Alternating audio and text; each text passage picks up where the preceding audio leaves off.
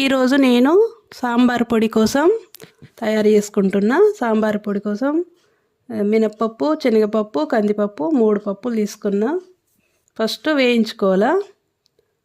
శనగపప్పు ఫస్ట్ తొందరగా వేగదు కదా, ఫస్ట్ అది ఏది వేగదో అది ఫస్ట్ వేసుకుంటాను. అన్ని మిక్స్ వేయించుకుంటా కానీ కొంచెం ఫస్ట్ వేసుకొని అట్లా దూరగా వేయించుకుంటున్నా. కందిపప్పు, శనగపప్పు, మినప్పప్పు అన్నీ కొంచెం వేగిన తర్వాత అన్ని మిక్స్ చేసుకోవాలి. తర్వాత ఇట్లా దూరగా వేయించుకోవాలా.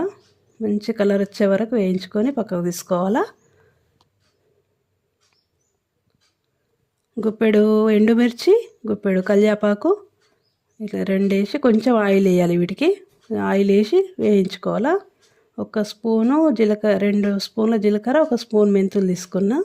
అవి ఇంకా దూరగా వేయించుకోవాలా.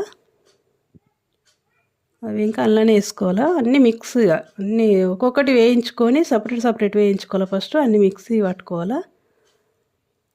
నెలకు ఒకసారి ఇట్లా నేను అల్లం వెల్లిపాయ, ధనియా పౌడర్ కర్రీ డైలీ యూజ్ కోసం ఇవి ఇట్లా చేసుకుంటా. ధనియాలు వేయించుకున్నా. ఈ ఫస్ట్ సాంబార్ పొడి గ్రైండర్ పట్టుకున్న తర్వాత అవి ఇంకా పట్టుకుంటాను. ఒక్కసారి గ్రైండర్ పెట్టేస్తే అన్నీ అయిపోతాయి అన్నట్టు అవి చేసుకున్నా నేను. ఇట్లా పౌడర్ లాగా పట్టుకోవాలి మెత్తగా. సాంబార్ పొడి రెడీ. గాలి చొరవైన డబ్బాలో మంచిగా వేసుకొని పెట్టుకోవాలా. మనకు ఎన్ని రోజులన్నా వస్తుంది అది. సాంబార్ ఎట్లా వేసుకోవాలో ఇంకా చూపెడతా.